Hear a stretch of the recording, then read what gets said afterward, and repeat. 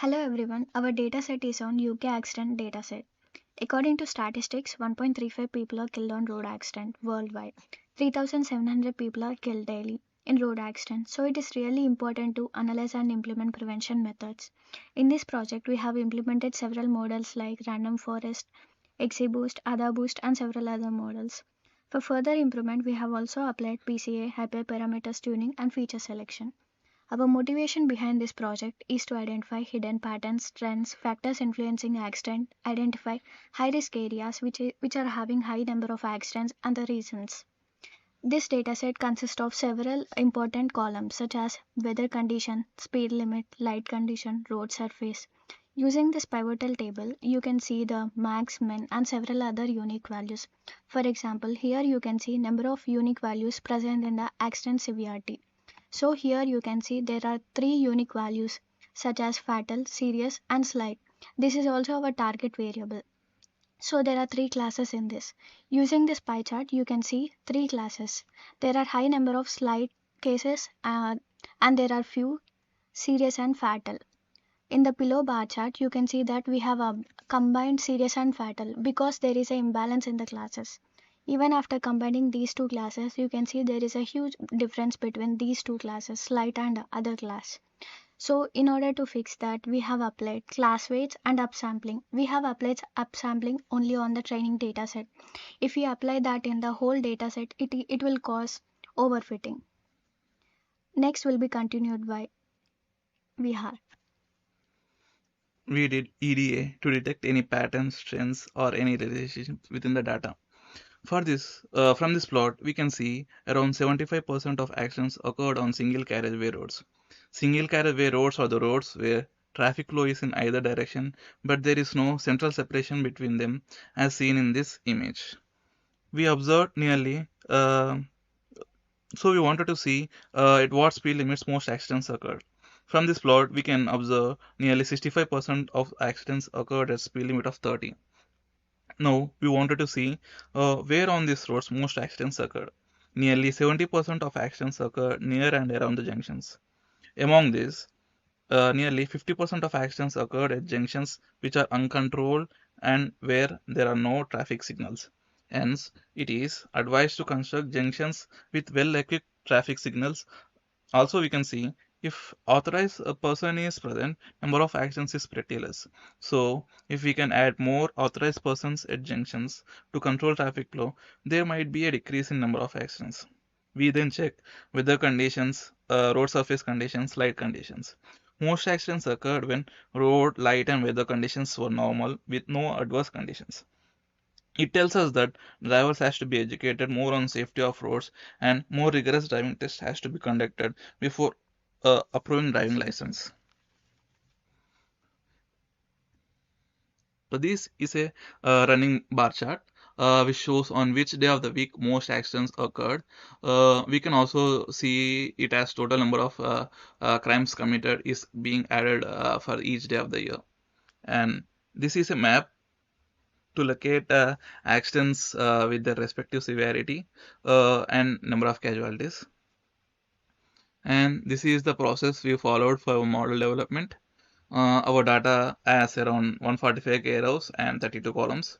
On this data, we did data cleaning, which included tasks such as handling missing values, checking for outliers, dropping columns which are less significant, and we also did label encoding for categorical variables.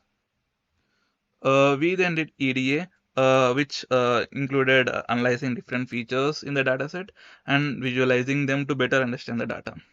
We then handle class imbalance. We then model ML models, which we evaluated using various metrics. We tried to improve the performance of these models. For this, we did PCA for dimensionality reduction and hyperparameter tuning, and we also did feature selection. Next, we'll be continuing with modeling results and insights. So when coming to modeling, we did modeling using various ML models like decision tree, random forest, XGBoost, gradient boosting, AdaBoost, and MLP. And we also implemented various metrics like accuracy, recall, precision, F1 score, and AUC score we used to evaluate the model performance. Here we implemented three scenarios with PCA, without PCA, and with PCA and hyperparameter tuning. So when it comes to without PCA and hyperparameter tuning, decision tree is a balanced performer, but not as strong as random forest and MLP. And random forest perform well across all metrics and has one of the best performances. XGBoost, Gradient Boost, ADA Boost showed decent performances. However, some metrics are not as good as MLP and Random Forest. MLP provided an overall robust performances across all metrics. So we then applied principal component analysis for dimensionality reduction. To capture the maximum variance from the dataset, we have implemented a plot with number of components corresponding to the total variance. And as seen in the plot, we conducted a PCA with 20 components. Then we implemented PCA and hyperparameter tuning. So the tuned decision tree maintained its performance with slight improvement for few metrics. And random forest with PCA also enhanced with tuning, making it a more refined model. XGBoost, AdaBoost showed a limited improvement, but the overall performance remains modest. MLP also benefited from tuning.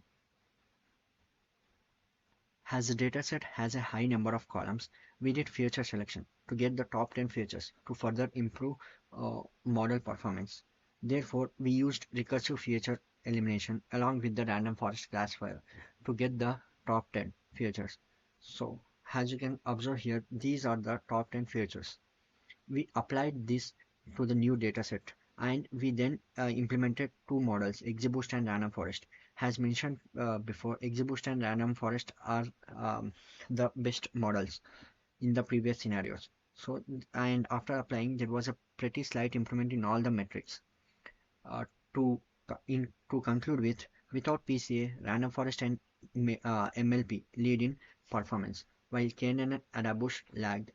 Hyperparameter tuning enhanced model performances and mostly benefiting for random forest model, XGBoost model, and MLP. Ultimately, the combined application of PCA and hyperparameter tuning emerged as a powerful strategy. In future, we further want to explore more hyperparameters of models, trying to further improve model performances. We would also want to develop a bot that can be integrated into the website, where users can select a few attributes of the accident to predict accident severity. Thank you. We are team of Vihar, Priyanka, and Rohit. If you have any queries, please ping.